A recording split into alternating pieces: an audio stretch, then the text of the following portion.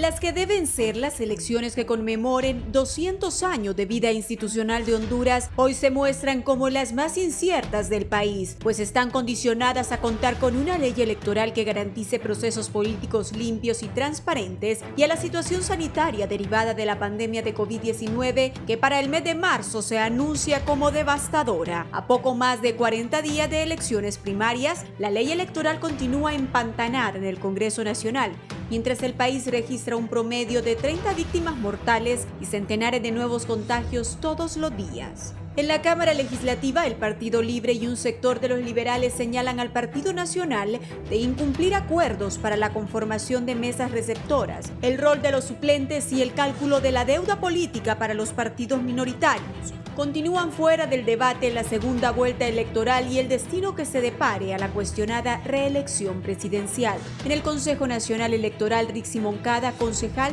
de Libre, lamenta ir a las votaciones con la misma ley electoral, el mismo documento personal y que del formato de la encuesta de enrolamiento se eliminará el campo de centro de votación. ¿Por qué se quitó el formulario de enrolamiento, el centro de votación de los ciudadanos, para luego producir una base registral donde los ciudadanos están cambiados de lugar? ¿Quién ordenó y aprobó eso? ¿Por qué el interés que vayamos al proceso con una ley electoral que ya no responde a la realidad política que enfrentamos a partir del golpe de Estado?, cuestionó Moncada. En recientes declaraciones, Moncada coincidió con Enrique Ortiz Sequeira, expresidente del Tribunal Supremo de Elecciones, denunció al diputado nacionalista David Chávez de maniobrar para que la nueva ley de elecciones no sea aprobada y asegurar la permanencia del actual mandatario en el poder. El lado oscuro de todos los partidos políticos es concierto por el Partido Nacional. Son los que se oponen a la segunda vuelta entre las reformas más importantes en la nueva ley electoral, afirmó Ortiz Sequeira. Moncada, de su parte, acusó al gobernante Juan Orlando Hernández de manoviar tras bambalinas para que no hayan reformas electorales y fracase el proceso de enrolamiento. El viernes siguieron las tensiones cuando los tres partidos que van a primarias no lograron consensuar la contratación directa de la empresa para la transmisión de los resultados electorales preliminares. TREP, escrutinio y divulgación de resultados oficiales, ya que ha sido la forma de realizar millonarias y poco transparentes compras, como es el caso de 7 hospitales móviles adquiridos por Inversiones Estratégicas de Honduras, Invesache. La falta de la empresa para la transmisión de resultados electorales preliminares hará que los resultados oficiales del proceso primario se conocerán en un mes, advierte el concejal Kelvin Aguirre, quien propuso que el primer corte del TREP fuese de más de 50%, al final se quedó en 30%, aunque Moncada proponía que fuese del 17%, mientras la campaña para las primarias está en apogeo, con desplazamientos al interior del país y reuniones en las que el Sistema Nacional de Gestión de Riesgos y Consejo Nacional Electoral exigen que se cumplan las medidas de bioseguridad, distancia y con 50 personas en lugares cerrados. En el entorno político destacan el llamado del gremio empresarial, el de los médicos y enfermeras, para que los partidos en contienda suspendan todas las concentraciones, mientras que en la costa norte algunas iglesias evangélicas se reúnen sin regulaciones de bioseguridad y miles de ciudadanos siguen sin ponerse la mascarilla para evitar más contagios. En el plano regional, Estados Unidos tiene un nuevo presidente demócrata. El Salvador y Ecuador van a elecciones el próximo 28 y 7 de febrero, respectivamente, con Nayib Bukele apuntando a la reelección y Andrés Arauz por la Revolución Ciudadana Centro Democrático encabezando las encuestas en una vuelta de la izquierda continental al poder, con México, Argentina, Chile y Bolivia como testimonios de esa tendencia.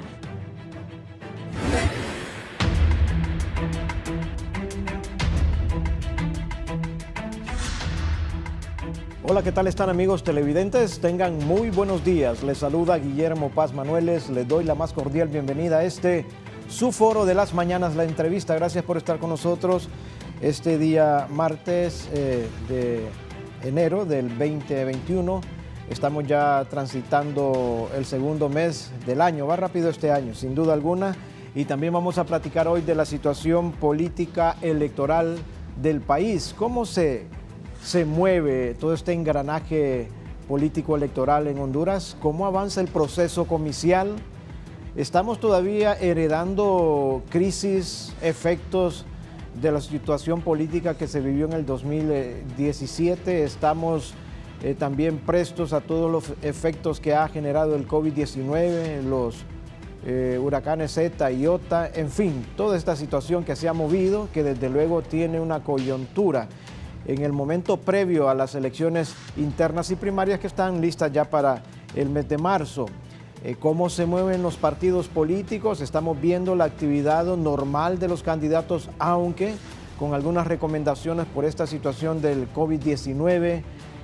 ¿Cuál será el sentir y pensar del electorado que se convierte en el voto duro de cada una de las instituciones partidistas que van a estar en el proceso interno y primario de 3 instituciones políticas? Me refiero al Partido Liberal, me refiero al Partido Nacional y a Libertad y Refundación Libre. Bien, para hablar de todas estas situaciones y desde luego sin olvidarnos un poquito los señalamientos que se cruzan ahí las instituciones partidistas en torno a que este partido es el responsable de que no se hayan aprobado las reformas electorales. Este otro partido también tiene culpa porque no presta sus votos en el Congreso Nacional. Toda esta situación la vamos a platicar esta mañana aquí en el foro La Entrevista. Tenemos expertos sobre este interesante y apasionado tema, la política. Nos acompaña, inicialmente les presento al abogado Fernando Anduray, abogado, analista político, ex catedrático de las aulas de la Facultad de Derecho en la Universidad Nacional Autónoma de Honduras. Abogado Fernando Anduray, buenos días, gracias por acompañarnos. Gracias, Guillermo Paz Manuel, muy buenos días. Que Dios bendiga a Honduras en el poderoso nombre de Jesucristo, el nombre que es sobre todo nombre. Solo en Cristo y en Dios hay esperanza y hay vida. Así es que los que están angustiados, los que están preocupados porque no saben cómo resolver los problemas del día de hoy, que pongan en las manos del Señor sus cargas, que el Señor hará la justicia que corresponde y les dará lo que les corresponde. Así es de bueno Dios. Y mire, Guillermo, lo escuché decir, es que este año va bien rápido. No es cierto, va igual que siempre, ¿verdad? El problema es que ya estamos mayorcitos, ¿verdad? Y usted también. Así es que en las manos de Dios los días son todos buenos para vivirlos, porque Dios se encarga de darnos la esperanza, la protección, la seguridad y el amor espiritual. Así que les recomiendo que haga una buena oración el día de hoy, si no la ha hecho, ¿verdad? Para que no crea que el tiempo se le va muy rápido. Normalmente eso le pasa a uno cuando tiene muchos problemas que resolver a principio de año, en un día, en una semana, no le ajuste el tiempo. Pero estar ocupado también es una bendición del Señor, pero en cosas buenas. Así es que saludos en eso, mi recomendación y mi reflexión.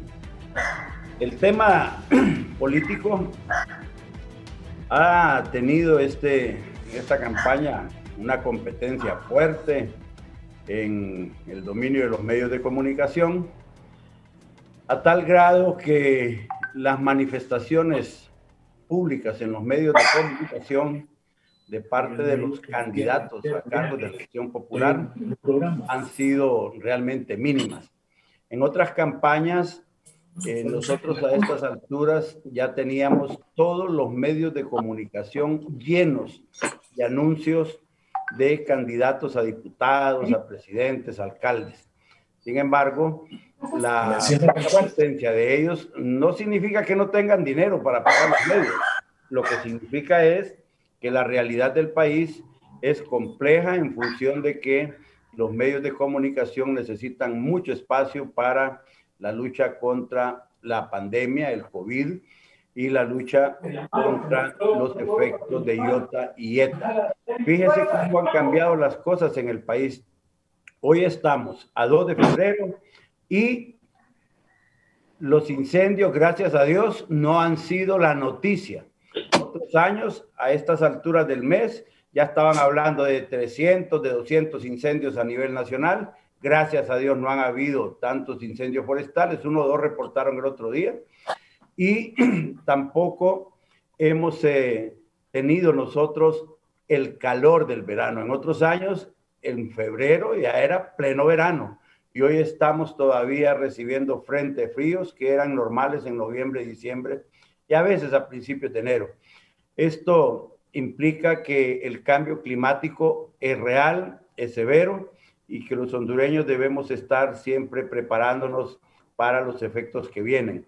Todas esas cosas que le menciono compiten con la agenda política. Es decir, el pueblo hondureño está pensando cómo resolver otros problemas distintos de quién va a ser su diputado, su alcalde.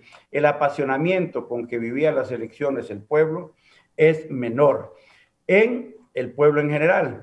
No así en los candidatos a diputados, alcaldes, a presidentes. Ellos están viviendo su tiempo y están tratando de entusiasmar a la gente donde van, pero la gente no está llegando tan masivamente como se esperaba en otras campañas.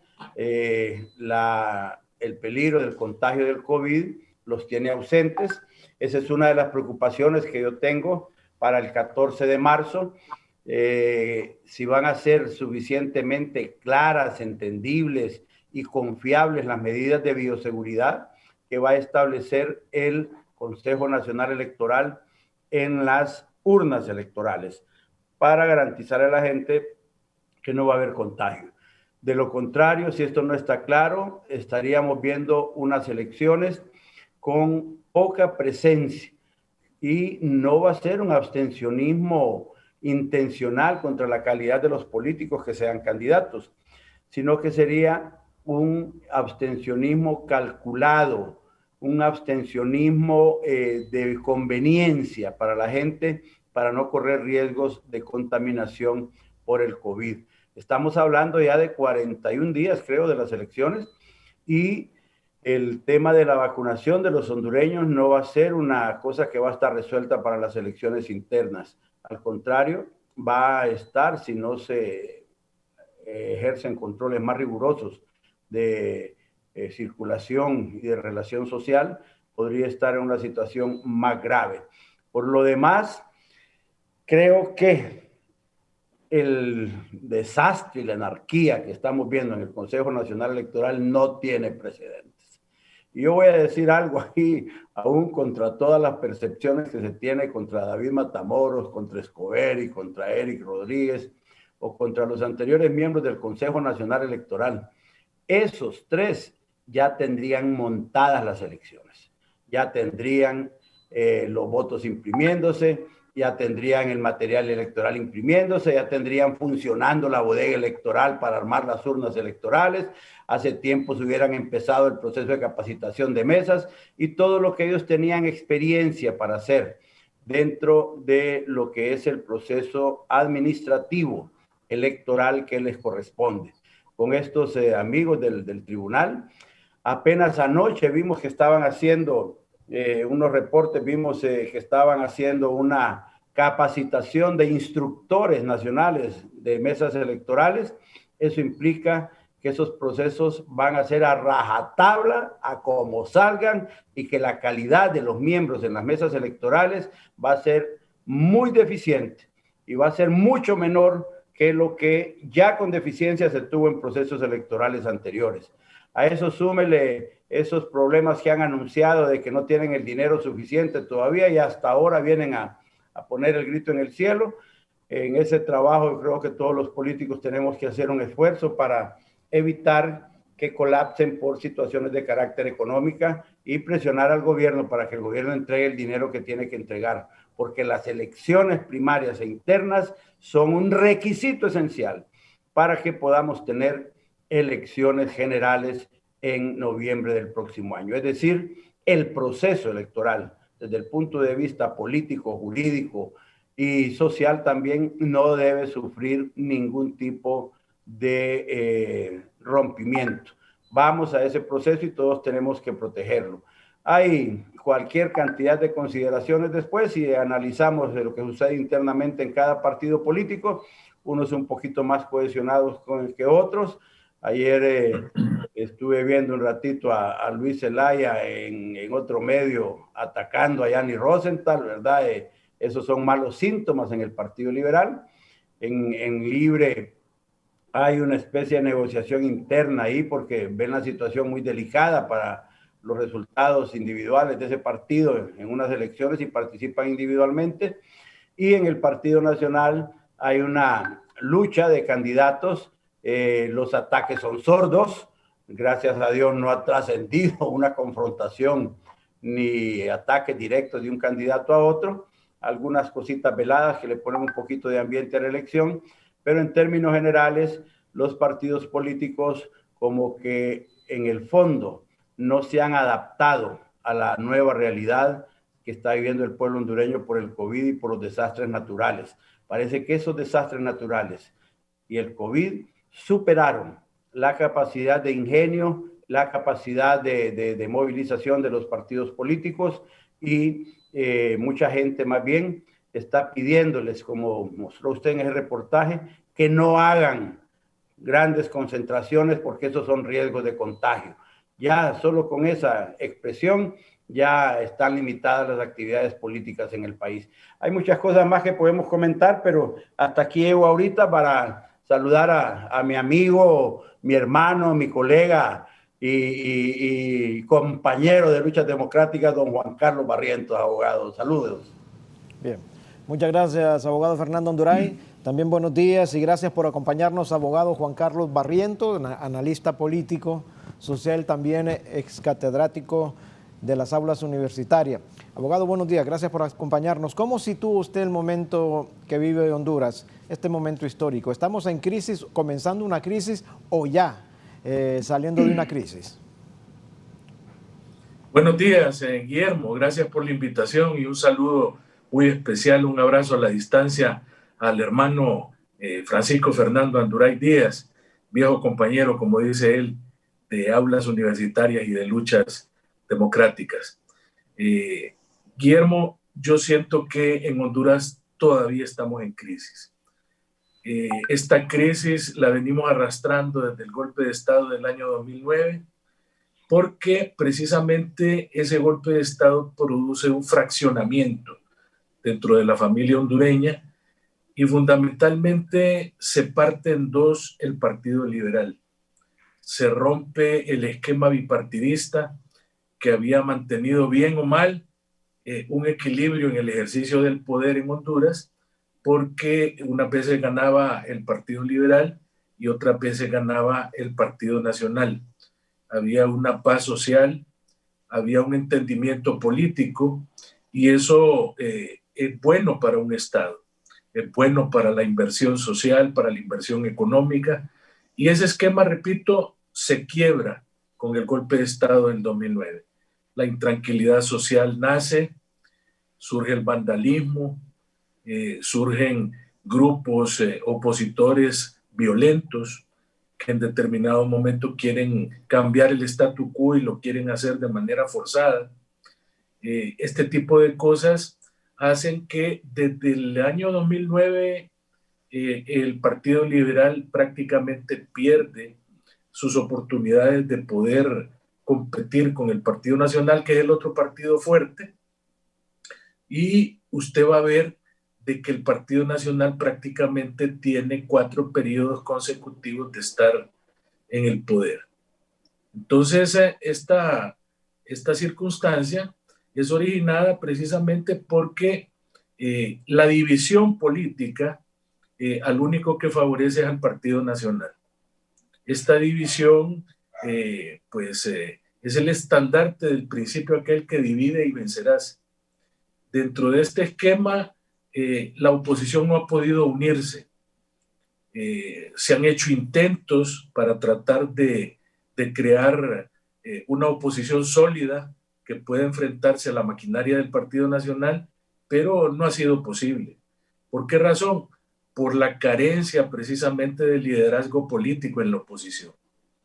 Si usted ve, Narral en algún momento pudo concitar el ánimo del electorado para tratar de hacer un cambio radical dentro de la estructura de gobierno en el país, pero precisamente esas actitudes egocentristas de él, esa impulsividad, ese cambio frecuente de opiniones, donde un día decía una cosa y otro día decía otra, pues logra un desencanto dentro del electorado y ve usted de que no puede llegar a ganar las elecciones en la primera instancia. Posteriormente da una vuelta de timón y se hace una alianza con Libre pero comete el error de dejar que Mel Zelaya le ponga a todos los candidatos a diputados y alcaldes, de tal manera de que pierde nuevamente el proceso electoral, inclusive hace identificaciones odiosas con la izquierda de Venezuela y de Corea del Norte, con un ánimo de congraciarse con la membresía de Libre, a pesar de que se supone que él nunca había pertenecido a esas estructuras de izquierda, denotando con ello inmadurez política, porque una persona no puede de la noche a la mañana venir a cambiar sus conceptualizaciones, principalmente él, que es una persona que viene de la empresa privada. Entonces, al perder las elecciones, se queda prácticamente sin estructuras, porque no tiene un tan solo diputado en el Congreso Nacional. Todos los diputados responden a Manuel Zelaya y responden a Libre. Eso no le queda otra alternativa a él que formar su propio partido que le costó conseguir las firmas para poderlo inscribir. Finalmente lo inscriben, pero él no va a elecciones internas. No va a elecciones internas porque siento yo que ese partido Salvador de Honduras es un partido caudillista, es un partido donde solamente hay un líder, él, y al igual que Libre, son partidos que los andan los líderes en las bolsas del pantalón. Manuel Zelaya es el dueño de Libre. Entonces, en estos casos se ha dado un cambio inusitado en Libre. El liderazgo de Manuel Zelaya, siento yo que está, no mucho, sino un poco en crisis, porque nunca antes había salido disidencia como la que hay ahorita, con el caso de Wilfredo Méndez, que evidentemente es disidente de la estructura de la familia Zelaya en Libre, y medianamente el doctor Nelson Ávila y Carlos Eduardo Reina, que me parece a mí que es un buen prospecto para Libre, un hombre joven que tiene ideas liberales. Recordemos que la mitad de la membresía de Libre viene del Partido Liberal, y en este caso particular ellos van a elecciones internas, pero creo yo que el movimiento que postula a Xiomara, que es el 28 de junio, que es donde está gente como Jorge Cálix y gente como Beatriz Valle y ese tipo de personas que tienen bastante peso político en Libre por el apoyo que le da Manuel Zelaya Rosales a esta gente, veladamente, son los que van a ganar el proceso electoral en Libre. En el Partido Liberal las cosas están difíciles. ¿Por qué razón?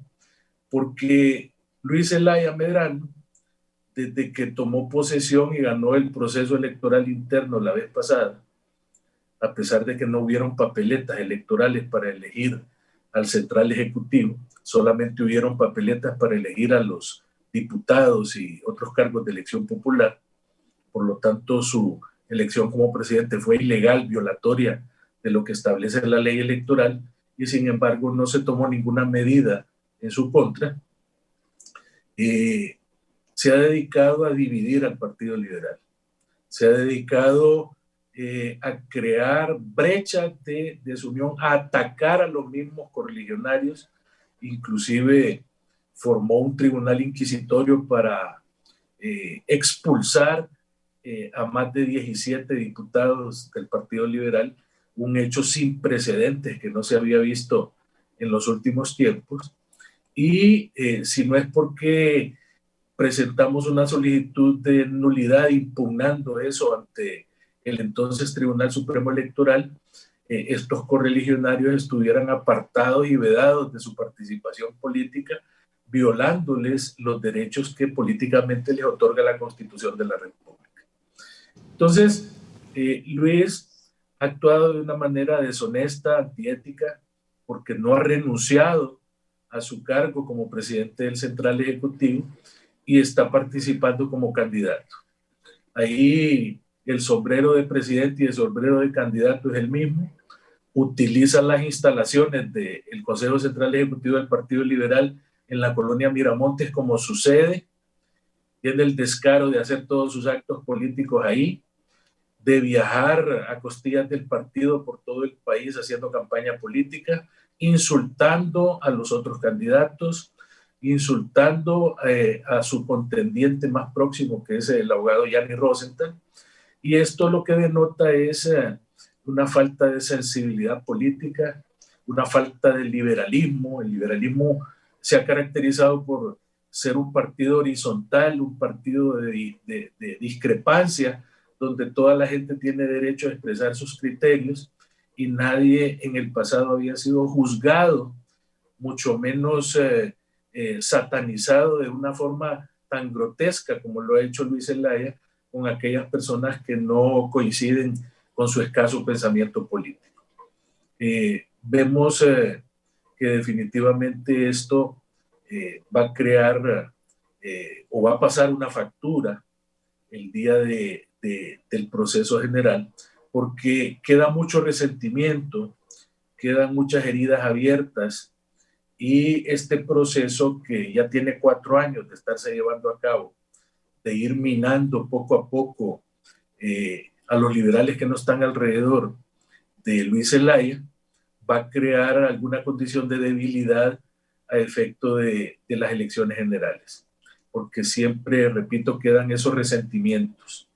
Sin embargo, confiamos que va a ganar la corriente mayoritaria del Partido Liberal. Las bases ya están cansadas de esas actitudes antiliberales de Luis Zelaya, y creemos que definitivamente va a haber después del 14 de marzo un cambio y un golpe de timón en el manejo de la estructura partidaria dentro del Partido Liberal. Luego, en el Partido Nacional, vemos que casi siempre hay paz y quietud, como dice Fernando Anduray. Si hay algunas discrepancias, son sordas, son atenuadas, casi no trascienden a la opinión pública en general.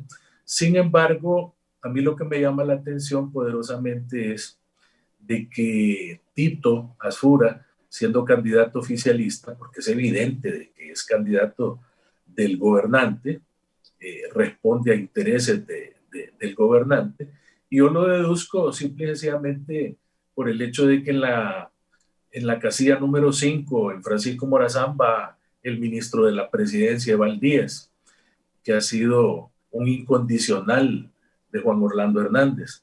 Entonces, evidentemente, ahí van muchas de las estructuras que están trabajando ahorita con Casa Presidencial, y lo que me ha llamado la atención es 2 cosas. La primera, de que a Tito le costó aceptar esa candidatura, al punto que a ese movimiento lo llamaban el movimiento sin cabeza. Y por otro lado, me parece a mí muy extraño que la Fiscalía General del Estado haya presentado un requerimiento fiscal con el objeto de quitarle el fuero de alcalde, el fuero protectivo de alcalde que le da la ley de municipalidades a los alcaldes, con el objeto después de proceder criminalmente contra Tito por el supuesto mal manejo de 28 millones de lempiras. Es decir, ¿por qué hacerlo precisamente en medio de una campaña política electoral donde pudieron haberlo hecho antes? Me parece que el tiempo en el que lo han hecho tiene algún mensaje entre líneas que nos da a nosotros a entender que probablemente no termine la carrera como candidato, porque sabemos que la Constitución de la República dice que se le suspende la calidad de ciudadano a aquella persona que se le decreta auto de formal procesamiento por un delito que merezca pena mayor, entendiendo por pena mayor cualquier delito cuya pena sea superior a 5 años. Entonces vamos a ver cómo se desarrollan las cosas y ver si efectivamente Tito puede terminar su campaña, porque inclusive trascendió la semana pasada de que habían hecho una solicitud para incautarle bienes en los juzgados de privación de dominio. Luego el doctor Oliva, una persona que la considero como una persona seria, una persona prudente y que tiene dotes conciliadores, y lo ha demostrado ahí en el seno del Congreso Nacional, ha tratado de separarse de Juan Orlando Hernández.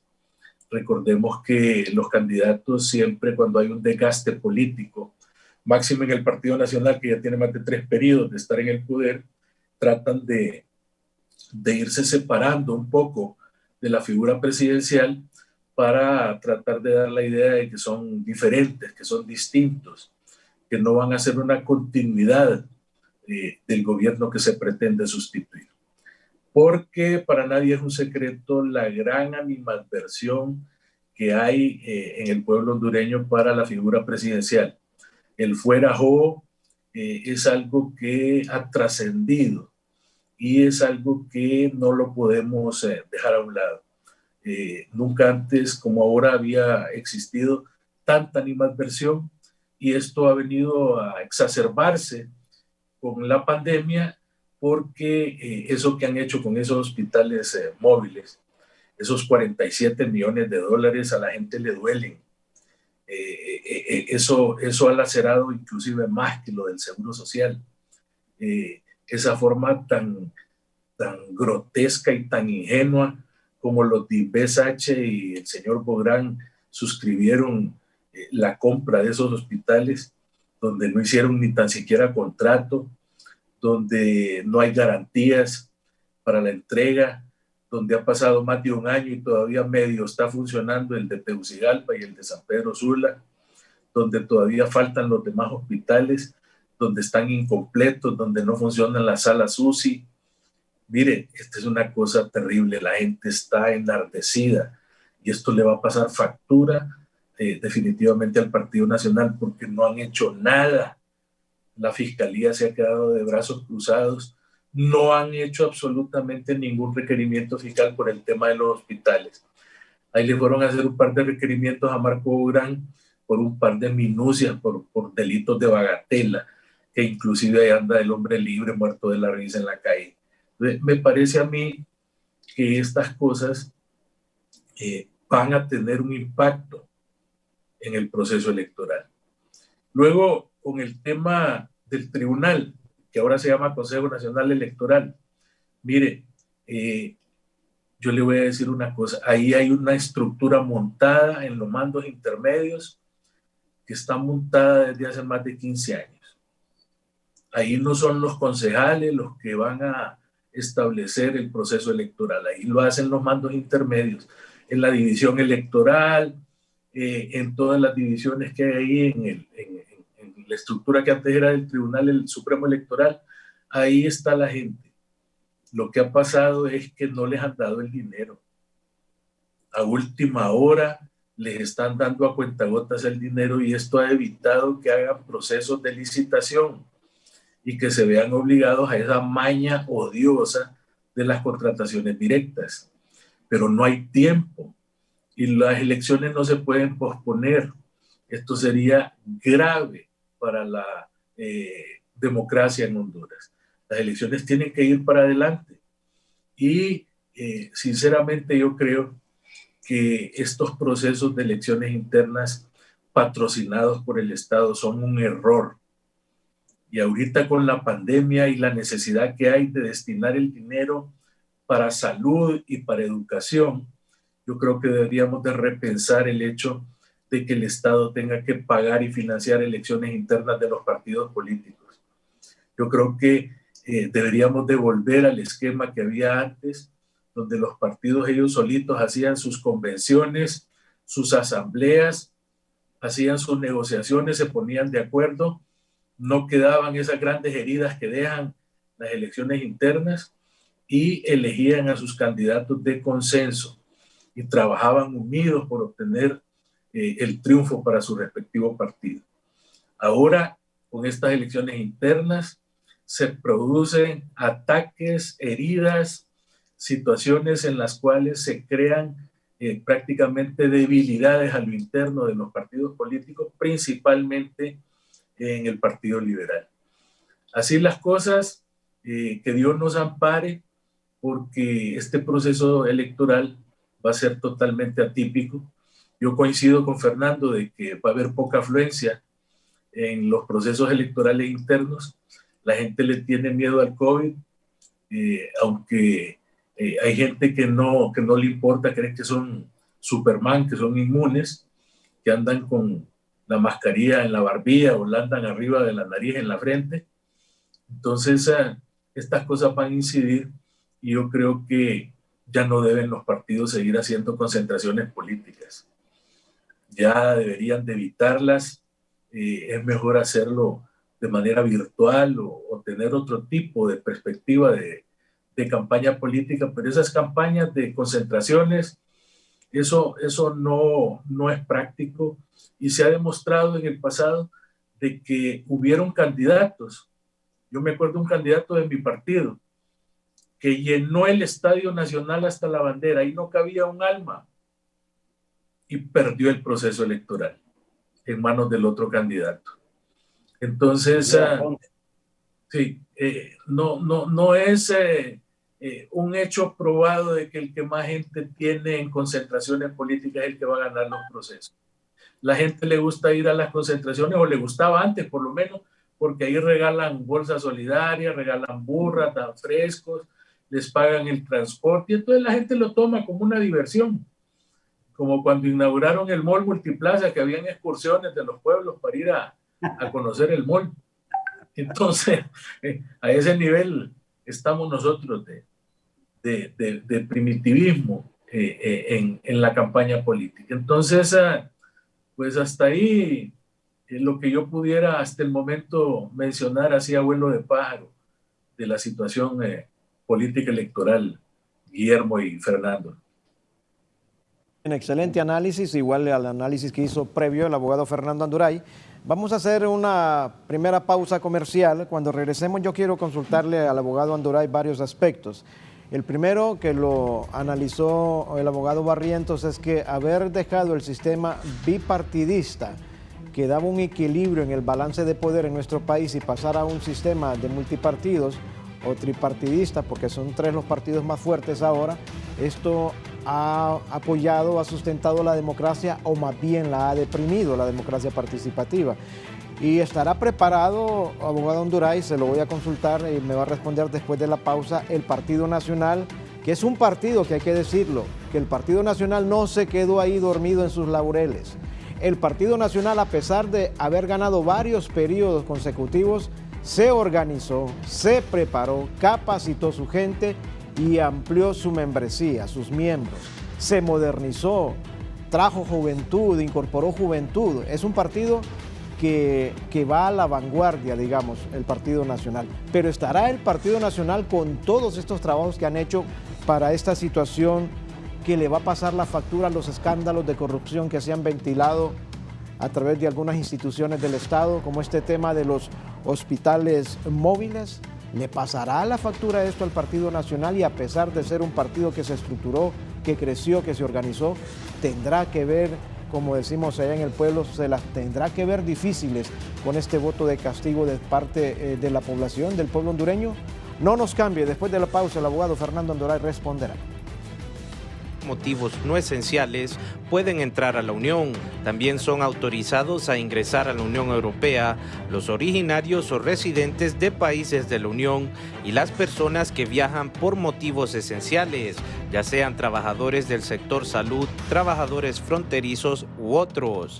Algunos países como Francia, desde el fin de semana cerraron sus fronteras, salvo a motivo imprescindible para los viajeros provenientes o con destino a países de fuera de la Unión Europea. El acuerdo logrado por los embajadores debe ser adoptado por los Estados miembros y prevén nuevos criterios, algunos de ellos muy exigentes, para autorizar los viajes no esenciales hacia la Unión. Para 11 Noticias, Raúl Valladares.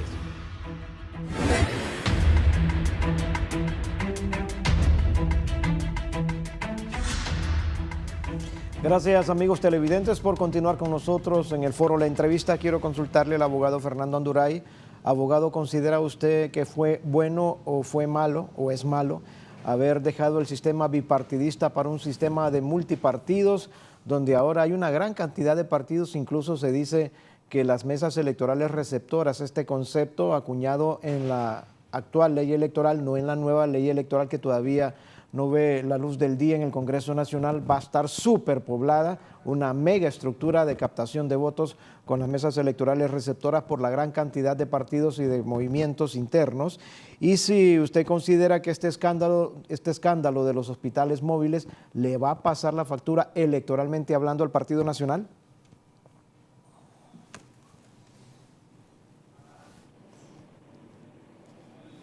Encienda su micrófono. Yo como estudioso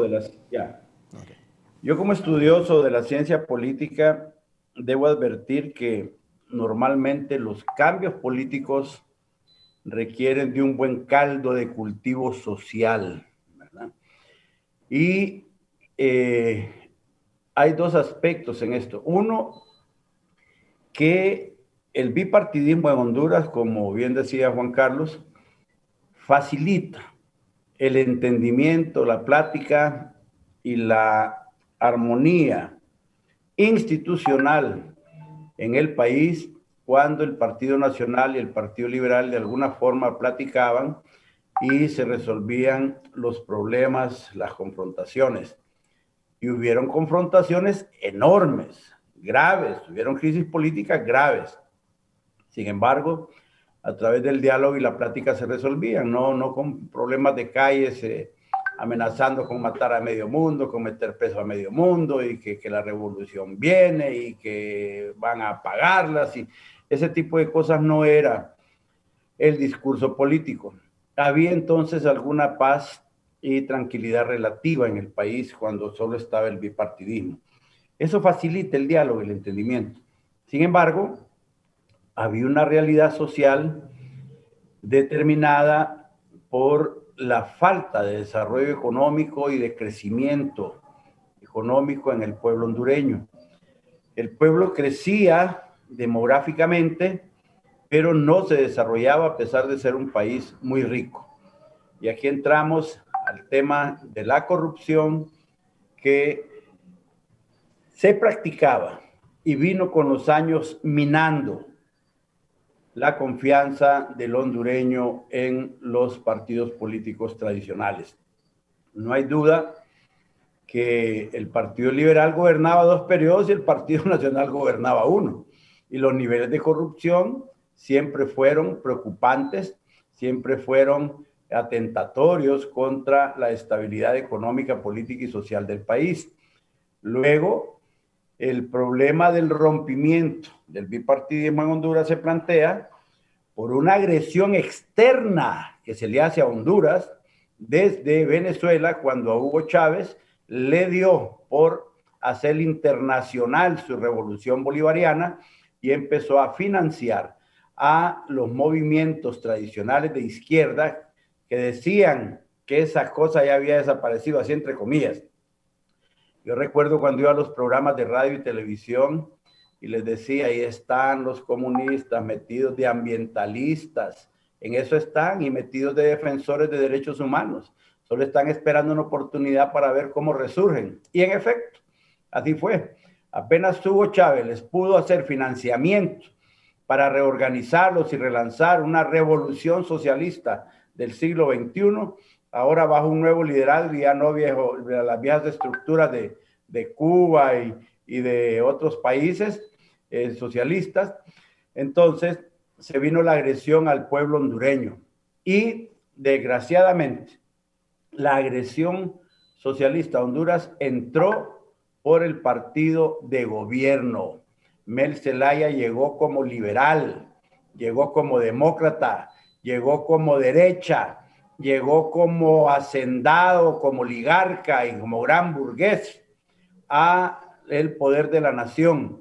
Y ahí, con la influencia de doña Patricia Rodas, vino a darle una tendencia de izquierda al gobierno liberal, y después del primer año de gobierno sacó del gobierno a todos los ministros que representaban a las diferentes corrientes del Partido Liberal que se habían juntado para unirse para llevarlo al poder de la nación y convertirlo en presidente. Al sacarlos a ellos, entonces aparecieron todos los muchachos de la izquierda universitaria como ministros y como dirigentes, y fue cuando empezaron a mandar a dirigentes sindicales, a activistas de barrios y colonias y gente de las organizaciones populares, de maestros y de muchas organizaciones gremiales.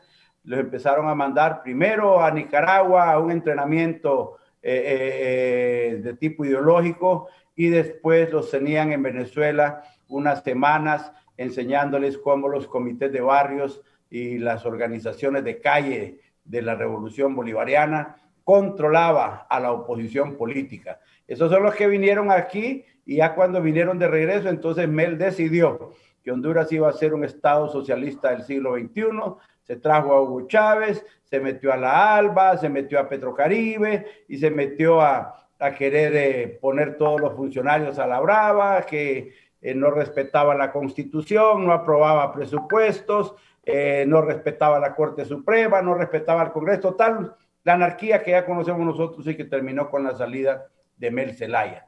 Ese quiebre es histórico. Yo comparto con Juan Carlos, es un punto de partida para la crisis que se está viviendo desde el punto de vista del funcionamiento de las instituciones políticas, llámese partidos políticos en Honduras, porque el Partido Liberal se partió en dos. Y yo lo he dicho varias veces en este programa, que mientras el Partido Liberal no se junte, va a ser muy difícil que le ganen una elección al Partido Nacional, ¿verdad? Porque Narral es un accidente que aparece por ahí, ¿verdad? Encantando gente para ver si se convierte en presidente, pero ese no tiene ningún tipo de funcionamiento político, ideológico, ni sistemático de tipo organizativo, político, ni ninguna cosa que muestre que hay una planificación, un fin y algo bueno para el Estado. Nasrallah es un loco político que sale por ahí y anda brincando de un lado para otro, habla una cosa, habla la otra, un día llora, un día se ríe, otro día está enojado. Total, es un político impredecible. Pero Mel Zelaya no. Mel Zelaya tiene formación ahora político-ideológica y tiene muchos dirigentes de izquierda que desarrollan una agenda política externa en Honduras y que luchan primero por destruir las pocas fortalezas que nos quedan todavía en el Estado de Derecho para que la gente se decepcione más del sistema. Por eso se les llama antisistemas, y tratar de introducir en Honduras el sistema socialista del siglo XXI. En eso andan soñando todavía, por eso la petición de la famosa constituyente, que no es más que la estrategia que diseñó Hugo Chávez para capturar todos los países de América Latina, y que precisamente en Honduras tuvo también un quiebre, porque aquí también se quebró la política de Hugo Chávez con la salida de Mel Zelaya. De tal forma que el bipartidismo ya no pudo darle la paz y la tranquilidad relativa que le daba siempre al país. Ya después, con Mel y Pepe, que le dio un partido político para que se entretuviera y nos hiciera la vida imposible, ya no hubo paz en el país. A partir de la creación del Partido Libre, con la resistencia de izquierda, a partir de ahí, en Honduras no ha podido haber estabilidad política, no ha podido haber un diálogo franco, no ha podido haber entendimiento entre los partidos políticos. Imagínese usted, con la anarquía que mete Mel en el asunto para evitar que el Partido Nacional y el Partido Liberal resurjan, y sale un loco como Nasrallah todavía a meterle más crisis y anarquía al país, esta cosa se desestabilizó políticamente. La crisis está ahí presente. Ayer vi a un Luis Zelaya en el Partido Liberal decir que todos los liberales tienen que prepararse para ir a votar por él. Y los militantes del partido de Salvador Nasrallah, mire, estamos viendo cosas que no tienen sentido, no tienen lógica. Como el deseo es sacar al Partido Nacional, o supuestamente el propósito es el fuera Joque, decía Juan Carlos, entonces no les importa hacer cualquier cosa y llevarse de encuentro todas las reglas de la lógica política. Fíjense que dice que en las elecciones internas de su partido, del Partido Liberal, está invitando a votar a los liberales que lo apoyan y a los que no son liberales de otro partido los está invitando a que vayan a meterse a los asuntos internos del Partido Liberal. Y todavía le está diciendo a los liberales que voten por él, que si él gana las elecciones va a una alianza con Salvador Narrala. O sea que le está diciendo a ese pedazo del Partido Liberal que el candidato de ellos va a ser Narrala.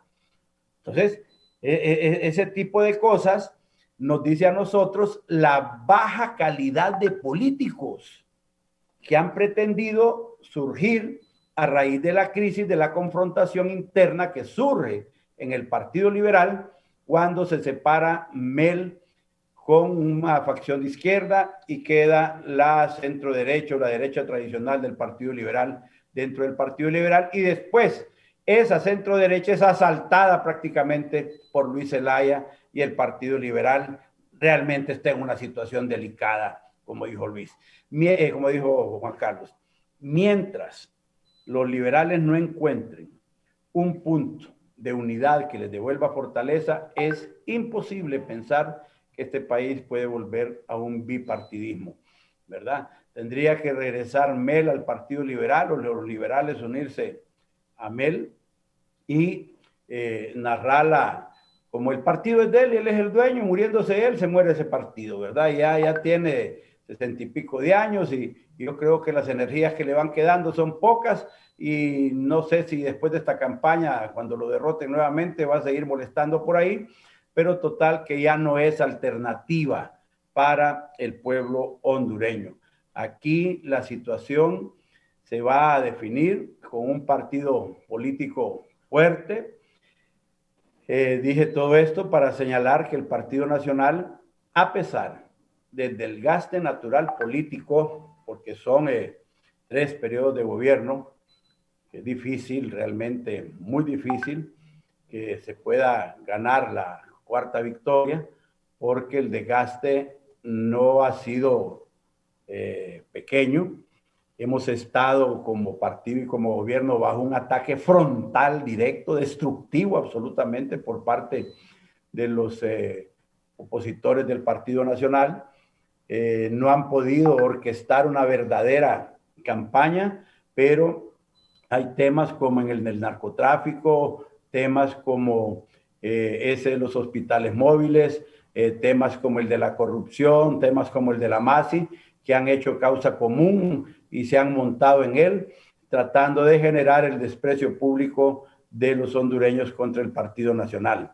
Evidentemente, con esas situaciones que son delicadas y que el Partido Nacional tiene que darles un valor específico y un tratamiento particular en forma estratégica para evitar el mayor daño, ¿verdad? Con esto le digo que estamos conscientes de que esas cosas sí nos hacen daño, ¿verdad? Pero el tamaño del daño depende de cómo nosotros podamos manejar estratégicamente la situación y podamos valorar las cosas positivas que tiene el gobierno de la República, porque hay otros órdenes de la vida nacional en los que el gobierno tiene enormes fortalezas.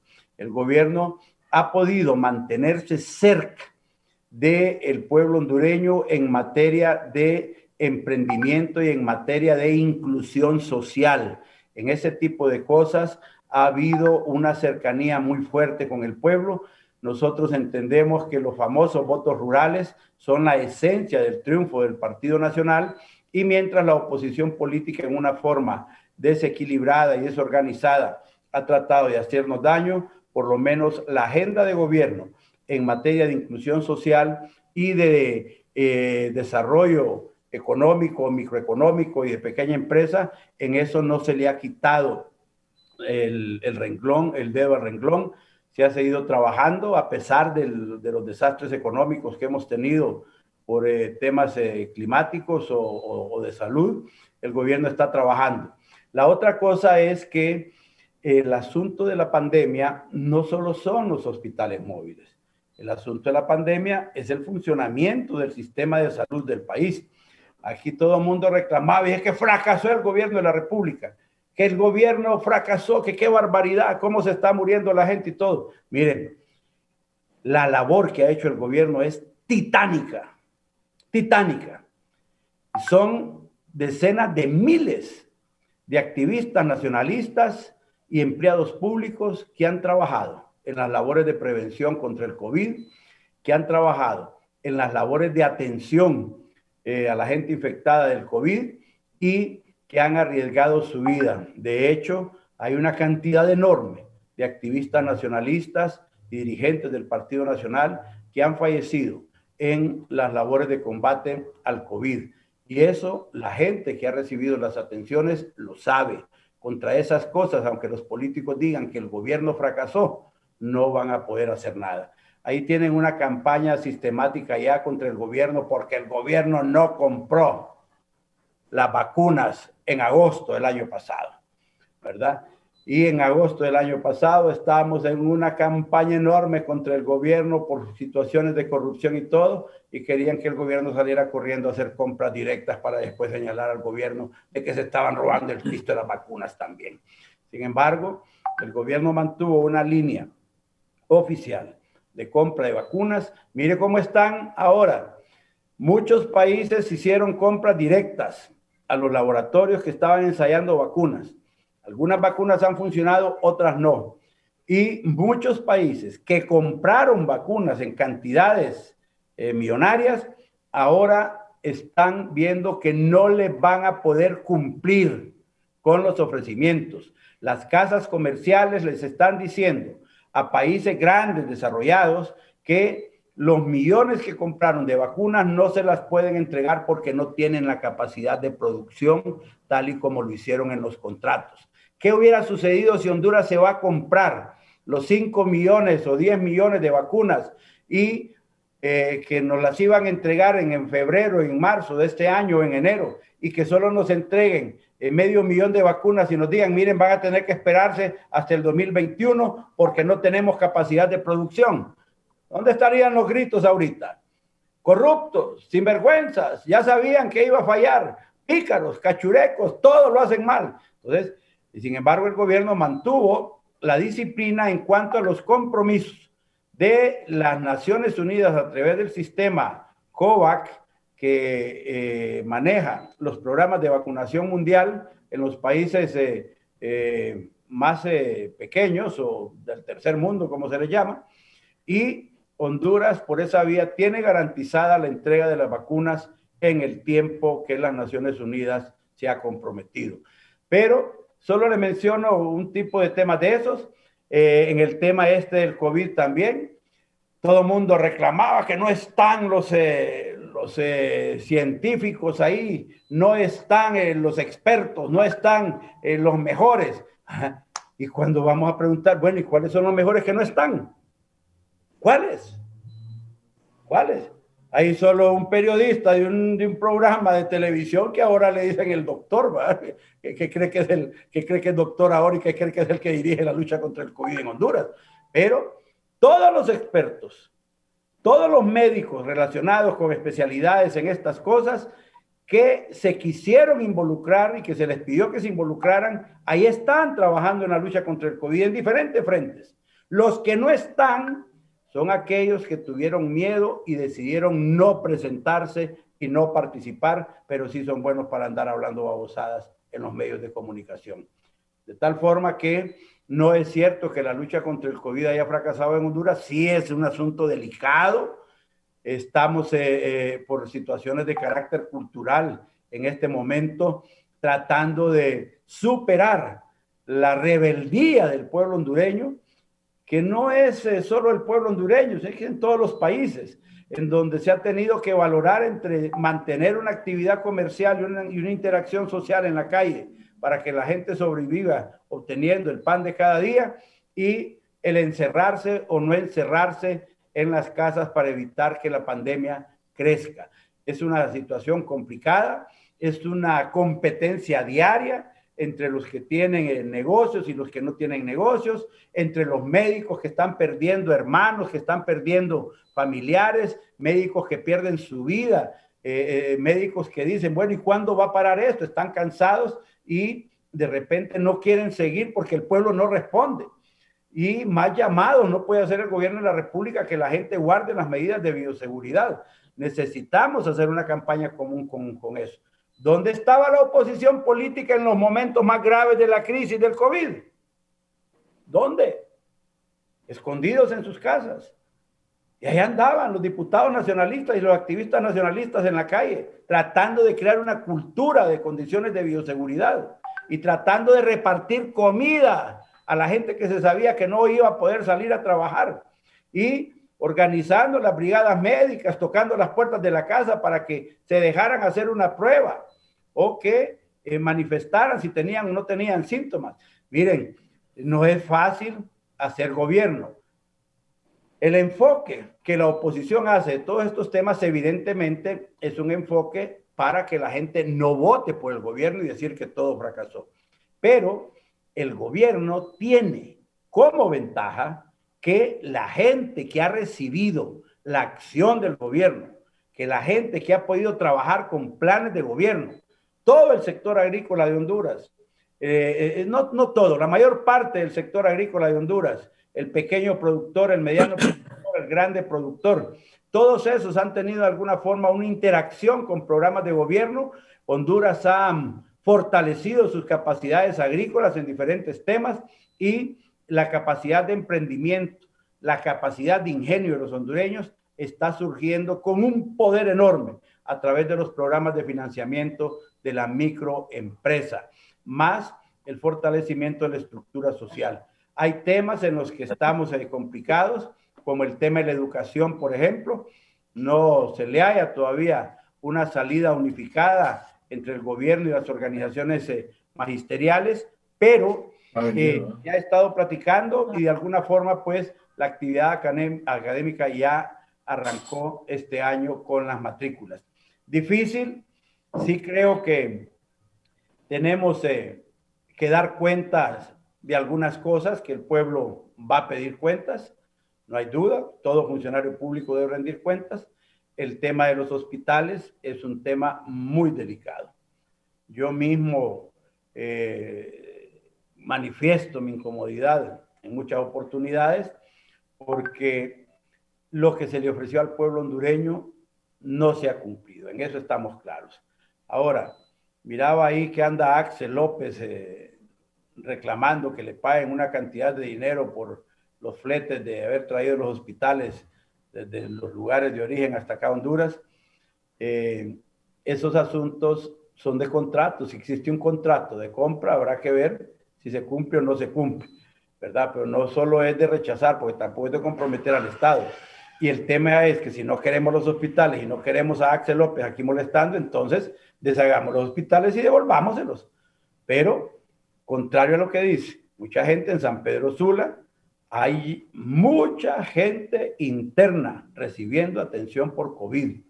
Y sí hay unidades de cuidados intensivos funcionando en ese hospital de San Pedro Sula, y entiendo que aquí en Tegucigalpa empiezan a funcionar ya también. Aquí están recibiendo gente también para atención del COVID.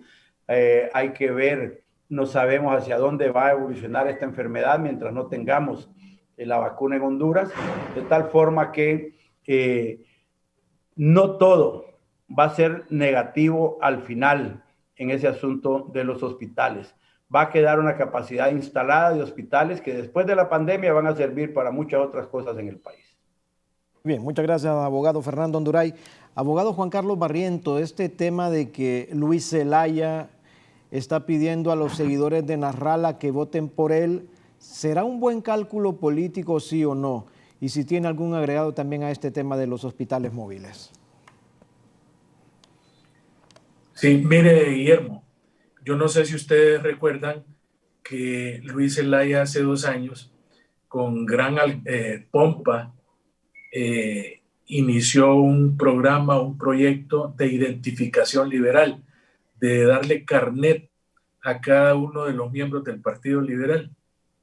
Entonces, yo lo que siento es que está en una farsa, porque si usted quiere identificar liberales es precisamente para que en las elecciones internas que tiene el partido, cada liberal se identifique al momento de votar, porque son elecciones internas de liberales para escoger las autoridades internas del partido y para escoger a los candidatos de elección popular del partido.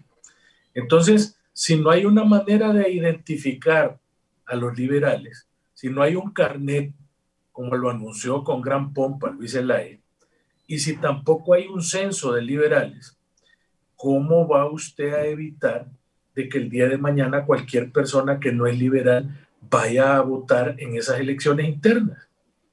Entonces, mire, los estatutos del Partido Liberal son bien claros. Llamar a otros miembros de otros partidos políticos a participar en los asuntos internos del Partido Liberal se considera como una falta grave. Si no estuviera cooptado el Tribunal Disciplinario del Partido Liberal, porque está integrado únicamente por personas afines a Luis Zelaya, y si realmente hubiera una condición ética dentro de los miembros del Consejo Central Ejecutivo del Partido Liberal, porque ahí casi todos son afines a Luis Zelaya, ya le estuvieran iniciando un procedimiento a esta persona para inclusive proceder a expulsarlo del partido, porque de una manera cínica y descarada, en otro programa de foro de televisión mañanero, donde el presentador se tarda 45 minutos en presentar a los invitados porque se pone a hablar y a echarse cumbos él solo, él confiesa y dice paladinamente de que está invitando a la gente y esperando que la gente de Salvador Narrala vaya a votar por él. Lo que denota es que tiene una falta de liberalismo, de que no le importan los estatutos del partido y que en definitiva se siente tan débil y tan perdido en su lucha política que tiene que recurrir a los votos externos de otras personas ajenas al Partido Liberal para poder ganar el proceso electoral interno. A mí me parece que esas cosas son antipolíticas, son cosas inéditas en un candidato del Partido Liberal. Yo nunca he visto eso. Sinceramente, fíjense que en otro programa, en otro canal, estaba yo con el señor Julio Larios, que es de la plana mayor del Partido Salvador de Honduras, de Narrala. Y yo le dije a él, mire, don Julio, ahí anda el rumor en redes sociales de que ustedes van a prestarle votos a Luis Zelaya para que gane la elección interna. Y me dijo el señor, un poco alterado y con firmeza, es mentira, me dice. Desmiento categóricamente que eso vaya a ocurrir. Nosotros no estamos en capacidad de entrometernos en los asuntos políticos de otro partido, aparte de que la gente tiene su propia idiosincrasia y tiene su propio derecho a ejercer actos electorales a su conveniencia. Y yo lo veo muy difícil, me dijo. Sin embargo, mire, la sabiduría popular que dice que cuando el río suena, piedras trae, es una verdad evidente, una verdad trascendental y ya confesada por el propio Luis Zelaya. Ya no nos cabe la menor duda de que esa es la estrategia que van a utilizar. Yo recuerdo que cuando perdió estrepitosamente, sacando la peor cantidad de votos que el Partido Liberal ha podido sacar en toda la historia última democrática del país desde 1982, él salió corriendo a felicitar a Salvador Narrala porque dijo que Salvador había ganado las elecciones y que lo felicitaba y que lo entronizaba como el próximo presidente de Honduras. ¿Habrá visto usted? Le fue a entregar las actas también de los liberales. ¿No? No, claro, y estas cosas son las que nos deben de llamar la atención a nosotros. Es decir, ¿qué componenda es la que hay ahí entre Salvador Narrala y Luis Zelaya? Que en determinado momento, como decía Fernando, que no sea de extrañar que Luis le termine cediendo la candidatura política a Narrala. Porque con ese ego que tiene Salvador Narrala, yo difícilmente veo de que él le ceda la candidatura a Luis Zelaya. Entonces, esas cosas son las que definitivamente, Guillermo, tienen lacerado al Partido Liberal y definitivamente yo no creo que se pueda producir un restauramiento de las heridas que va a dejar este procedimiento interno. Ahora, con el tema de los hospitales, Guillermo, mire, este problema yo no lo quiero generalizar porque en todos los partidos hay gente honrada, hay gente buena y usted no puede decir todos son malos o todos son pícaros o todos son ladrones. Pero aquí el gran problema es el siguiente. de que aquí descaradamente ocurren actos de corrupción y nosotros no vemos de parte del presidente de la República una actitud frontal de denuncia y de instamiento para que el Ministerio Público y las autoridades que tienen que ver con el tema, como el Tribunal de Cuentas, por ejemplo, procedan de manera expedita, rápida y espontánea a investigar esos actos de corrupción, sino que los dejan pasar. Fíjese que todavía está, por ejemplo, latente lo que hicieron en Copeco. Acuérdese usted que ahí destituyeron nada más al que era director de Copeco, el señor Gabriel Rubí, que inclusive va de candidato a diputado en las planillas ahí en Lloro. Y sin embargo, ahí no ha quedado aclarado el asunto del tema de una compra de unos ventiladores que salieron malos, ni tampoco de unas mascarillas. Entonces, aquí no se trata de si el gobierno ha hecho o no ha hecho en el tema de la salud, sino que aquí de lo que se trata es de que hay pequeños grupos de personas que contaminan al gobierno y que con sus actos de corrupción hacen que la gente diga los cachurecos son ladrones o sinvergüenzas. Si el presidente se empeñara en agarrar del cuello a esta gente, a este pequeño grupo de corruptos que han hecho este tipo de actos deleznables con la pandemia y con los bienes del pueblo hondureño, entonces la percepción fuera otra. Sin embargo, ve usted que en el informe que da ASJ con Carlos Hernández de Transparencia Internacional, los índices de percepción de corrupción de este gobierno en Honduras han subido notablemente. ¿Por qué? Porque precisamente hay un disimulo, porque hay un tratamiento light con guante blanco de aquellas personas que han participado en actos de corrupción y no vemos aquel enfrentamiento frontal donde el presidente venga y diga voy a juzgar a estas personas, voy a poner todo mi esfuerzo por investigarlas y por realmente sacar a la luz, porque definitivamente es con pruebas que usted va a ir a acusar a un fulano en los tribunales. Usted solo con las tapas no puede culpabilizar a una persona o hacer linchamientos públicos a través de redes sociales, donde la gente lo que quiere ver es sangre.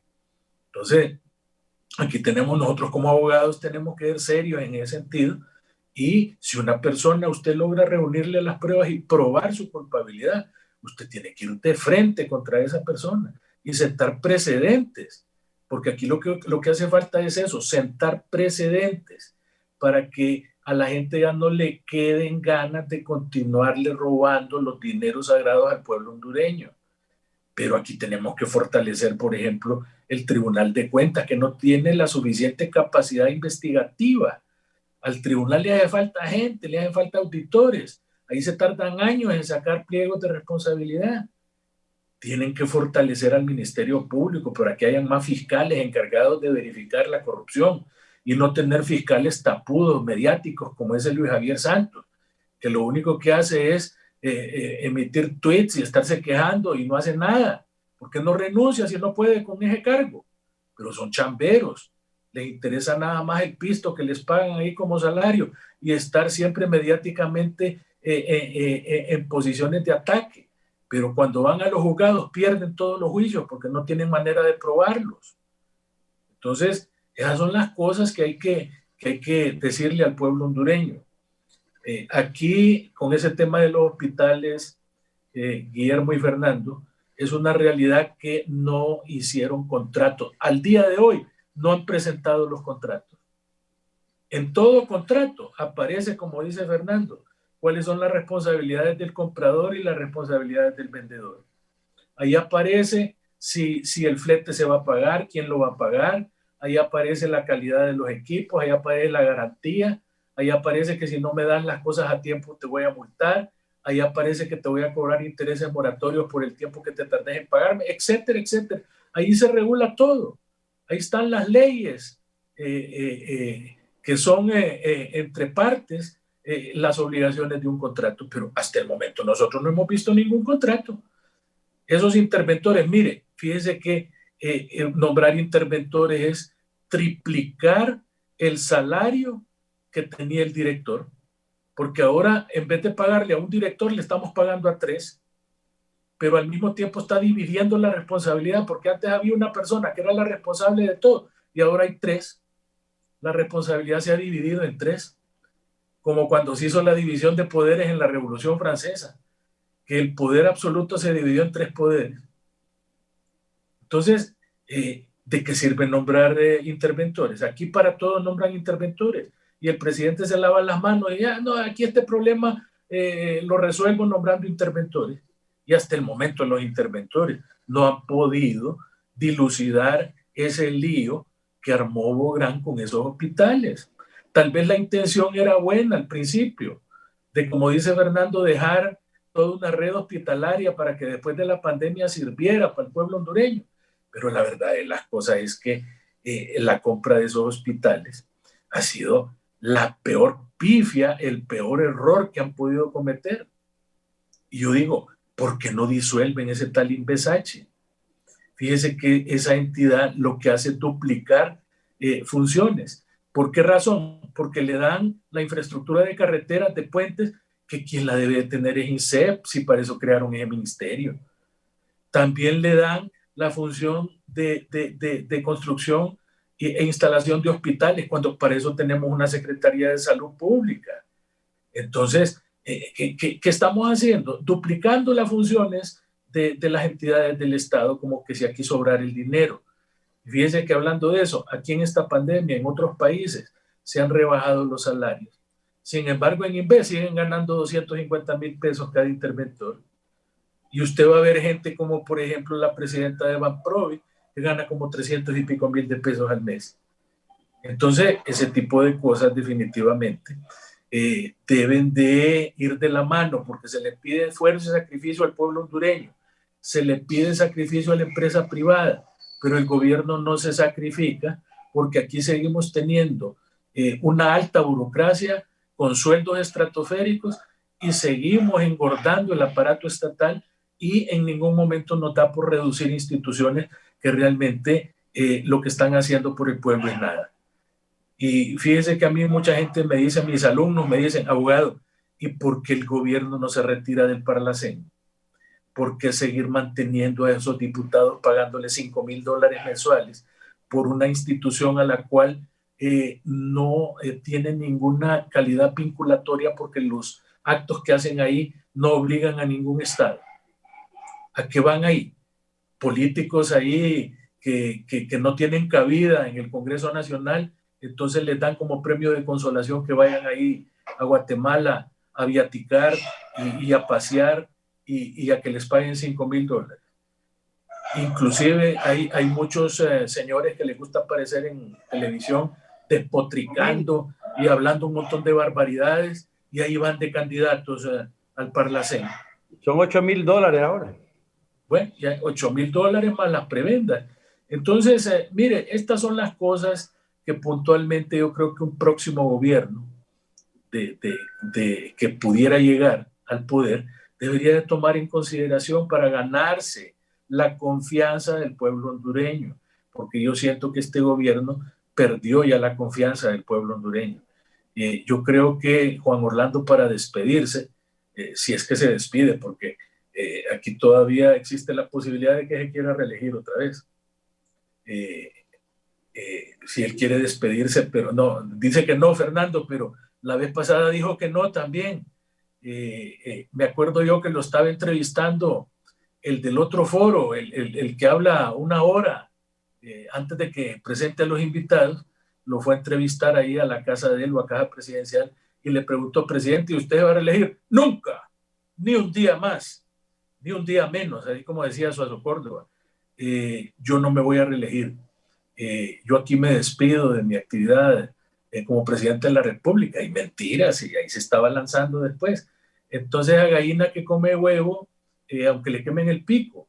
Entonces, sí, digo yo, si existiera la posibilidad de que no se reeligiera, debería de despedirse del pueblo hondureño, iniciando una verdadera lucha y persecución contra ese montón de pícaros y léperos que hay en su propio partido y que se han robado el dinero del pueblo en el tema de la pandemia. Ojalá que así sea, Fernando. Yo, como te digo, sé que en el Partido Nacional hay gente buena, hay gente honesta, hay gente sana como vos, por ejemplo, que siempre has luchado por tu partido y lo has hecho desde una plataforma de dignidad, pero también, Fernando, hay otro montón de léperos, ¿verdad? Así como en mi partido, hay otro montón de pícaros y léperos que hay que fumigarlos y tratar de hacerlos a un lado, y ojalá que en estas elecciones internas lo podamos hacer. Muy bien, muchas gracias, abogado Barrientos. Vamos a la pausa comercial, venimos con las conclusiones y si el abogado Fernando Anduray tiene alguna respuesta a estas interrogantes que le ha hecho de forma directa el abogado Juan Carlos Barrientos. No nos cambie, seguimos en el foro La Entrevista. Gracias, amigos televidentes, por seguir con nosotros. Llegamos a la etapa final del foro de esta mañana. Al abogado Fernando Anduray, si tiene conclusiones, abogado, y desde luego las respuestas a estas interrogantes que le hizo ya al final de su participación el abogado Barrientos. Bueno, hay algunas cosas que son asuntos de Estado. El tema de la lucha contra la corrupción es un asunto de Estado, no es un asunto particular de un gobierno. Debe ser una política del Estado en la que estén comprometidos todos los políticos de Honduras que aspiran de alguna forma a gobernar en el país. Yo comparto plenamente el tema de que la justicia penal en el país debe ser expedita en los temas y en los asuntos de corrupción. Absolutamente de acuerdo. El que se roba las cosas del Estado, en este tema de los hospitales, si hay responsables porque se cometió delito, debe darse una respuesta. Y nosotros como nacionalistas entendemos que si hay responsables penales y no son llevados pronto a los tribunales de justicia, el daño es para el Partido Nacional en función de que este tema es utilizado como un tema de campaña también para las próximas elecciones. Sería más fácil para nosotros los nacionalistas que el fiscal Luis Santos, como dice Juan Carlos, deje de andar jugando en los medios de comunicación y que ya diga si tiene o no tiene pruebas, porque yo también hablo el mismo lenguaje de abogados de Juan Carlos. Si hay pruebas, porque una cosa es lo que se dice públicamente, una cosa es la intención política con que el Consejo Nacional Anticorrupción plantea sus asuntos, otra cosa es la forma en que la oposición política plantea este tipo de asuntos de corrupción para hacer daño. Esas son intenciones políticas, pero la Fiscalía no debe tener intenciones políticas, debe tener la objetividad que manda la ley para interpretar los hechos y determinar si se cometió o no se cometió un delito, porque totalmente de acuerdo con Juan Carlos. Cuando se llega a los juzgados, usted tiene que llegar con las pruebas reunidas. Si las tiene, procese. Si no las tiene, entonces no moleste, porque lo único que está haciendo es política. No sabemos a ciencia cierta si hay o no hay contratos. Hay unos que dicen que no hay otros que dicen que hay contratos. Ayer uno de los interventores de Inves dijo que ahorita a finales de febrero o a mediados de marzo viene la auditoría forense a la compra de los hospitales. Me parece que es muy buena medida. Evidentemente, la empresa que haga la auditoría forense debe tener las cartas de credibilidad necesarias para que no vaya a ser cuestionado también el resultado de su trabajo. De ahí entonces que deben haber resultados concretos en cada acción de denuncias de corrupción. Si la Fiscalía recibe del CNA documentación en la que hay una fuerte inclinación de cuestionamiento político y va precedido de declaraciones mediáticas de la señora del CNA, incluso insultando al presidente, insultando a los funcionarios públicos, eso no significa que lo que esté entregando sea cierto, porque yo le he visto cosas al CNA, por ejemplo, como aquella de las compras de las mascarillas que mencionaba Juan Carlos, que dijo que se compraron mascarillas K95, ¿verdad?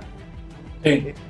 Y esas mascarillas KN95, y que esas mascarillas no servían para combatir el coronavirus, y que era una estafa, y que esas estaban descalificadas médicamente y que no servían. Ajá. Y unos días después Miramos a todos los médicos de Honduras con KN95 y miramos a los empleados del CNA con KN95 también. Entonces, ¿en qué estamos? ¿Qué tipo de investigaciones son esas? Y luego dicen, es que si a tal cosa se le cobrara tanto y se le pusiera tanto, se le hiciera tanto, si en vez de comprárselas a esta empresa que es carísima, se la compramos a esta otra que es barato, entonces el daño económico para Honduras es tanto. Entonces, son situaciones absolutamente antojadizas, con un criterio subjetivo enorme que no tiene nada que ver con lo que es la objetividad.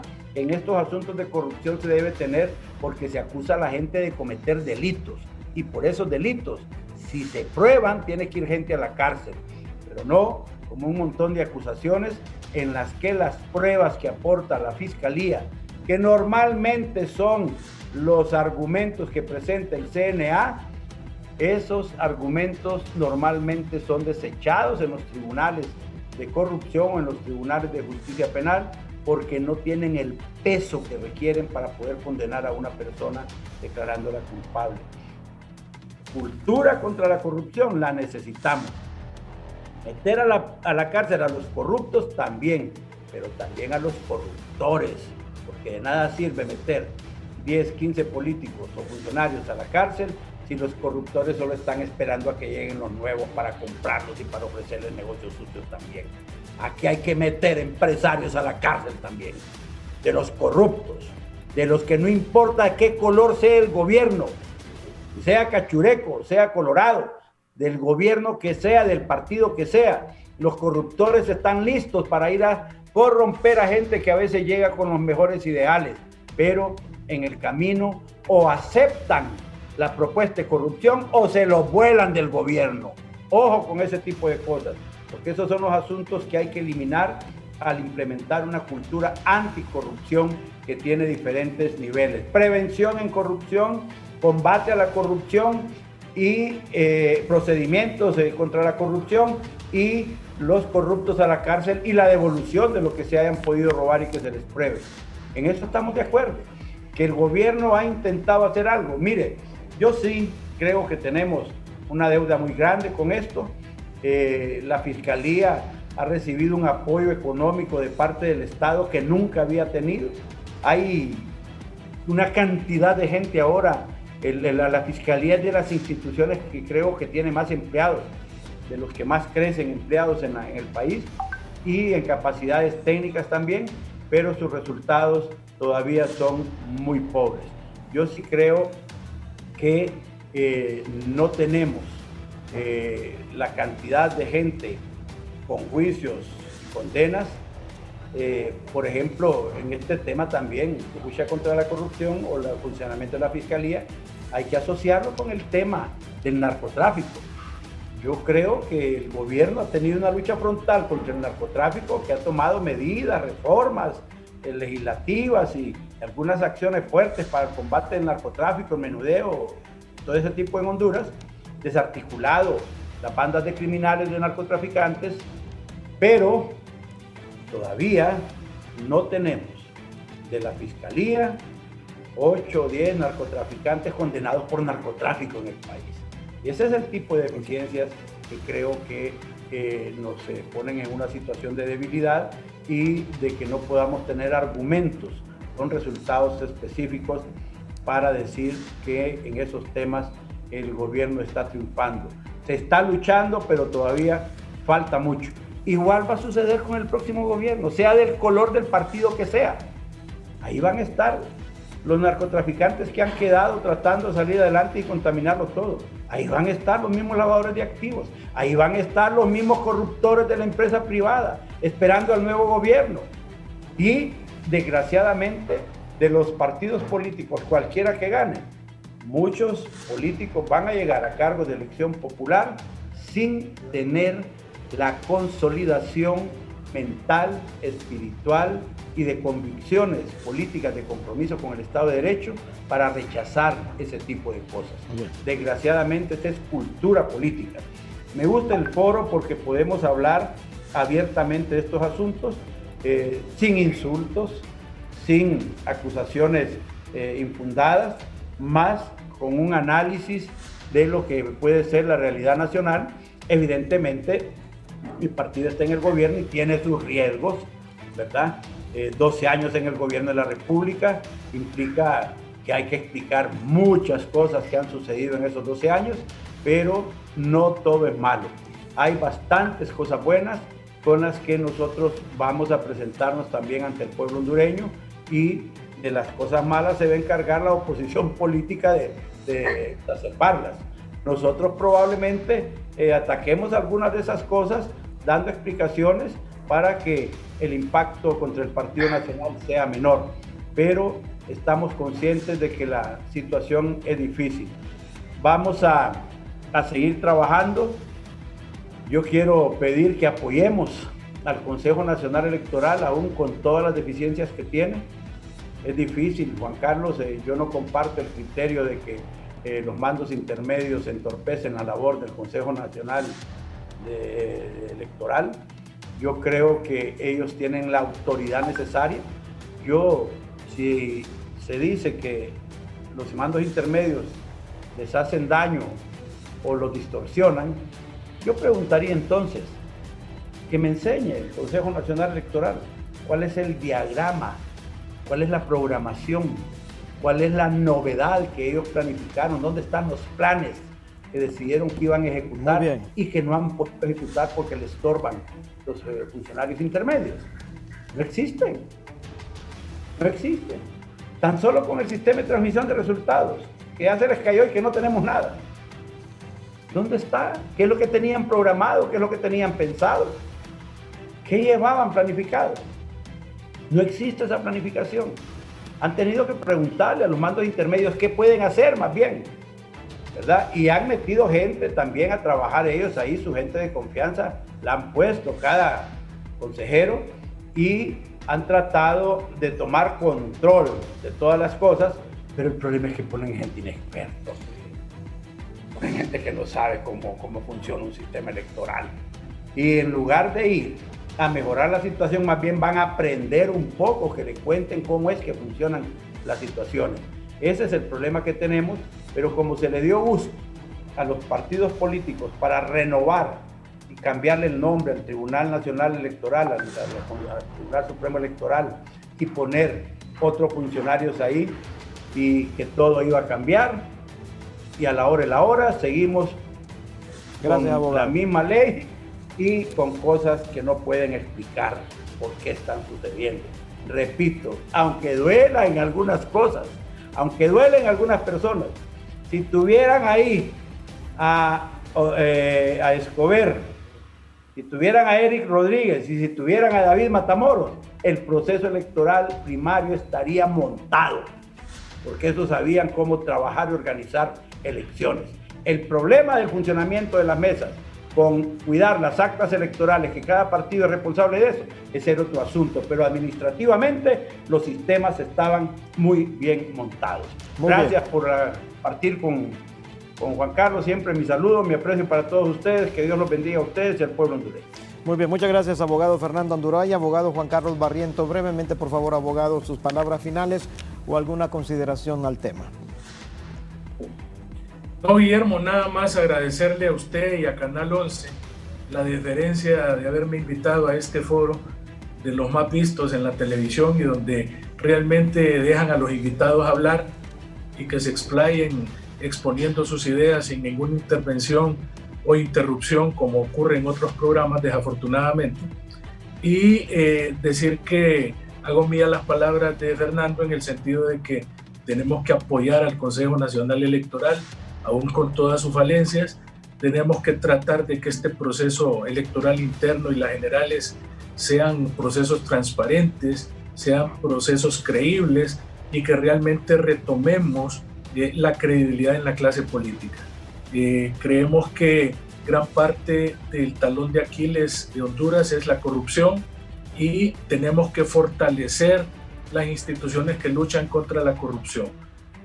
Creemos, Guillermo, que ojalá que en las elecciones internas, porque yo soy liberal, del Partido Liberal, concurran a votar únicamente liberales y que las personas de otros partidos políticos se abstengan de intervenir en los asuntos políticos del Partido Liberal y que debemos de censurar y acremente mencionar a aquellos antiliberales que están llamando a miembros de otros partidos a que vayan a votar por ellos en las elecciones internas del Partido Liberal. Buenos días y gracias por todo. Un saludo fraterno para el buen amigo don Fernando Francisco Andurey. Gracias. Mira, bien, muchas gracias. Rápido, abogado, ya no tenemos tiempo. Brevemente, por favor, 30 segundos. Solo la reflexión para Juan Carlos. Si dejan que Narrala voten 10 o 20 de Narrala y después Narrala, si gana las elecciones Luis Zelaya, le va a decir a Luis Zelaya que con los votos de él ganó y que él no tiene nada, que el candidato tiene que ser Narrala. Así se lo dijo también él a Mel Zelaya del líder. Correcto. Muy bien, muchas gracias, abogado Juan Carlos Barrientos, gracias, abogado Fernando Andurey. Amigos televidentes, nos vamos rápidamente a un resumen informativo. Nos vemos, hermano, gusto saludarte. Gracias igualmente.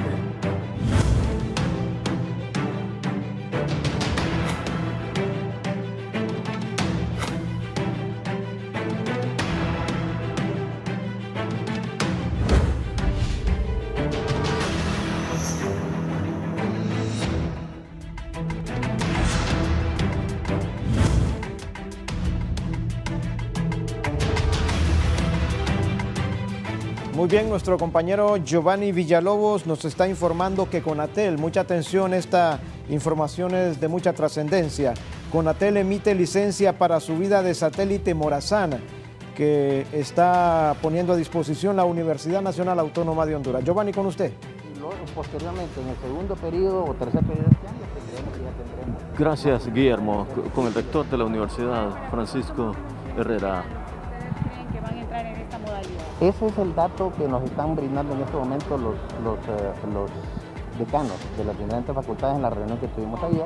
Así que próximamente estaremos dando esa información para que podamos nosotros avanzar. Un estimado nada más tomando en cuenta que son como 80.000 estudiantes. Hay por lo menos arriba de 40.000 que van a requerir el sistema híbrido.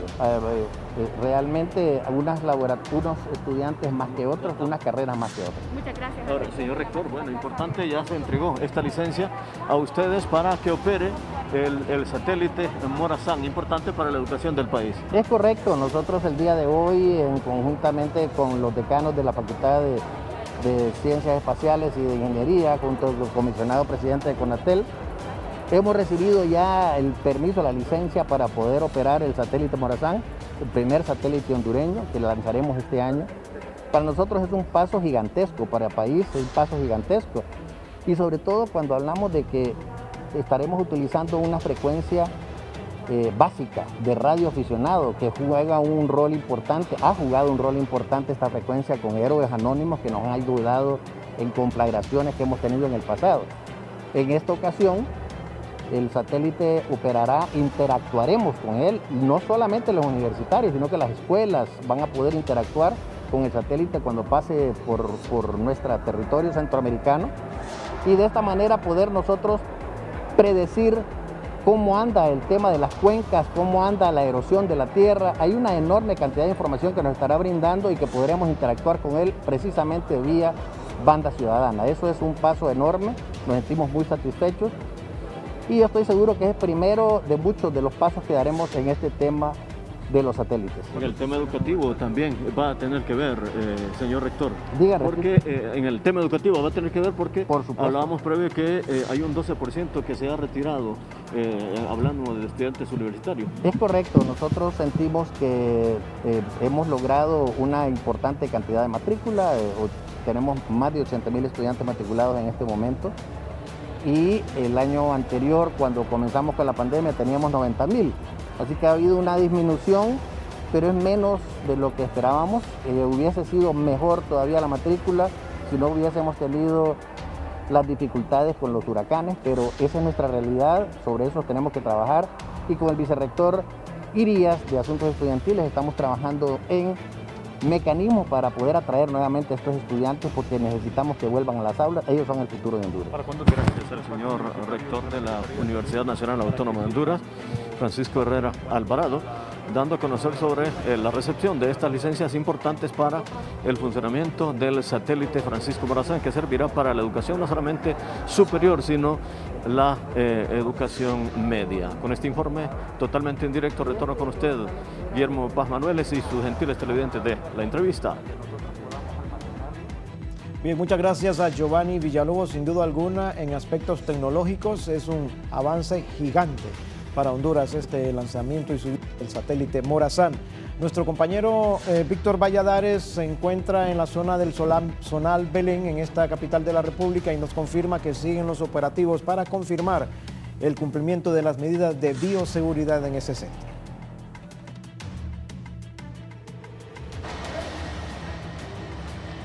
Muchas gracias, Guillermo, y a los televidentes de la entrevista. Nos ubicamos en el populoso Mercado Zonal Belén de Comayagüela y con don Rafael Sánchez, su presidente. Don Rafael, estos operativos orientados a verificar que se cumplan las medidas de bioseguridad y que los ciudadanos puedan hacer sus compras tranquilos en este mercado. Desde luego, gracias siempre por la cobertura, Canal 11, y un saludo a Raúl Valladares en cabina, y desde luego nosotros estamos hoy con operativos desde el 1 de febrero, desde ayer, constante para poder darle una confianza al cliente que venga al Zonal Belén, porque contamos con todas las medidas de bioseguridad y también está la seguridad privada. Este es un operativo en conjunto con la Alcaldía Municipal, está también la Policía Nacional y la seguridad privada de nuestro mercado, ¿verdad?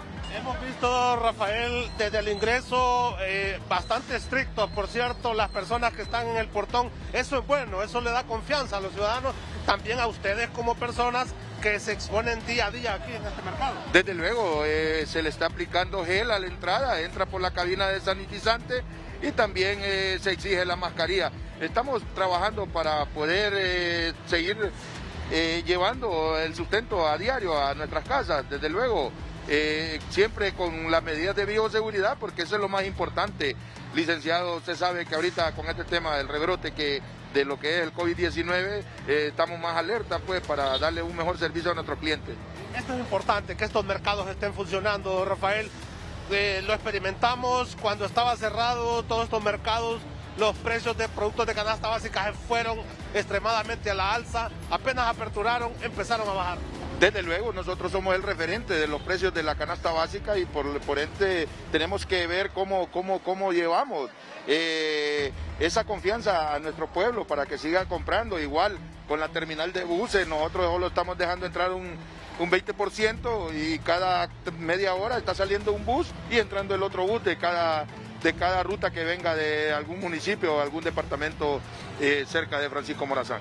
Muchas gracias, don Rafael Sánchez, presidente del Mercado Zonal Belén, un mercado que se caracteriza por abastecer toda la capital de la República y una gran cantidad de municipios y departamentos del país con todo lo que tiene que ver con productos para el hogar. Guillermo, con este contacto yo regreso con usted al set principal de la entrevista. Muchas gracias a usted, Víctor Valladares. Nos vamos a San Pedro Sula. Shirley Martínez nos comenta que han abandonado a un señor epiléptico en una acera de la ciudad de San Pedro Sula.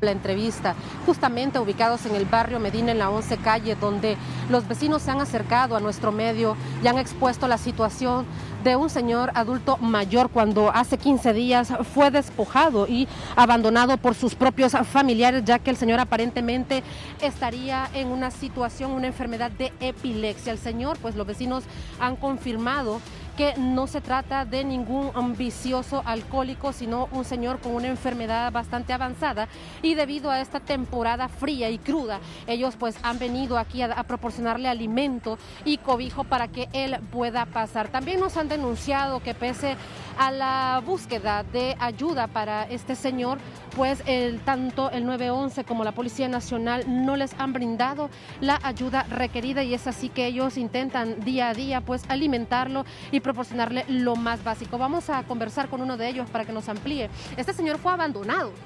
La verdad que fue abandonado hace 15 días. Él ha estado ahí 15 días de estar ahí aguantando lluvia y sol, hambre y pues hemos intentado hacer de todo, pero no ajusta la fuerza de nosotros para poder lograr que este tipo de gente esté en un lugar mejor. ¿Las autoridades no les han prestado atención creyendo que se trata de alguna persona con vicios alcohólicos? Independientemente, realmente independientemente, fuese alcohólico o no fuese alcohólico, ellos merecen atención médica, ellos merecen una mejor atención, ¿verdad? Entonces realmente estamos mal. El ministro de Salud, un llamado al ministro de Salud que por favor ayude a este tipo de gente, que ayude a este tipo de gente. Y no solo a este tipo de gente, hay muchos casos, niños en las calles, ancianos. Entonces realmente hay que ver en qué estamos fallando. Hay que ver en qué estamos fallando en el gobierno y personalmente todos. ¿Qué es lo que está pasando con este tipo de gente? Esta gente merece estar en un mejor lugar. Muchísimas gracias. Bien, este ha sido uno de los vecinos que día con día pues colabora y le brinda alimentos a este señor que ha quedado abandonado por sus propios familiares y que hasta este momento pues las autoridades no han logrado rescatarlo. Sin embargo, hacemos el llamado para que puedan brindarle la ayuda necesaria, ya que está en edad avanzada y además pues con una enfermedad de base. Este es el reporte de la ciudad industrial. Retorno con ustedes al foro La Entrevista. Buenos días. Gracias y buenos días para usted, Shirley. Amigos televidentes, de esta forma llegamos al final del foro La Entrevista. Agradecemos que hayan estado con nosotros, con permiso, y que estén muy bien esta mañana.